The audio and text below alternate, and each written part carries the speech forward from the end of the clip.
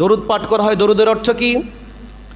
আল্লাহুম্মা সাল্লি আলা মুহাম্মাদি ওয়া আলা আলি মুহাম্মাদ।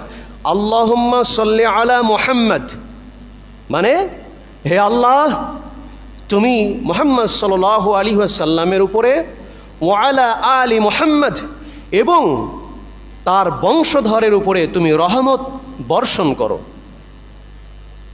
কামা সাল্লাইতা আলা ইব্রাহিম, যেমন রহমত বর্ষণ করেছ ইব্রাহিম আলাইহিস সালামের উপরে, ওয়া আলা আলি ইব্রাহিম এবং ইব্রাহিম আলাইহিস সালামের বংশধরের উপরে ওই রকম ভাবে তুমি আমাদের নবী ও তার বংশধরের উপর রহমত বর্ষণ করো।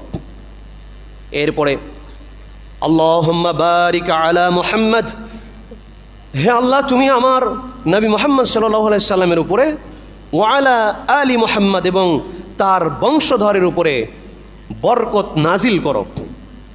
কামা বারাকতা আলা ইব্রাহিম ওয়া আলা আলি ইব্রাহিম ইন্নাকা হামিদুম মাজিদ, যেমন ভাবে বরকত নাজিল করেছ ইব্রাহিম আলাইহিস সালাম ও তার বংশধরের উপরে।